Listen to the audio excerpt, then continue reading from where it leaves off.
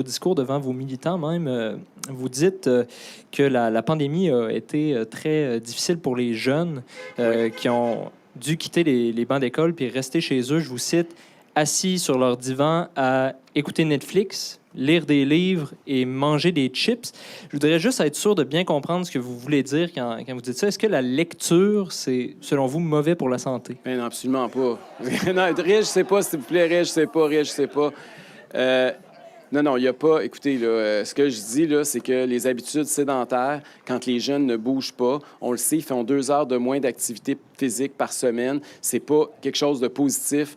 Au niveau de la santé à moyen et à long terme, ça risque d'avoir des effets très dommageables. Et nous, on veut remettre le Québec en marche. On veut que ces jeunes-là bougent. C'est pour ça, d'ailleurs, qu'on a annoncé un paquet de mesures pour permettre à ce que les enfants du Québec puissent s'activer un peu plus, faire davantage de sport. Et on va continuer à en annoncer parce que pour nous, c'est quelque chose de fondamental. On n'est pas en train de dévaloriser la lecture, au contraire. Puis d'ailleurs, moi, je peux vous dire une chose, là.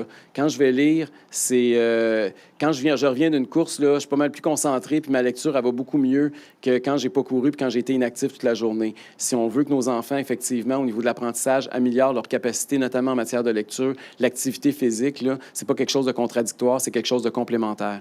Puis je vois que dans votre plateforme, vous proposez de lancer un vaste chantier d'alphabétisation. J'aimerais vous entendre là-dessus, avoir quelques précisions.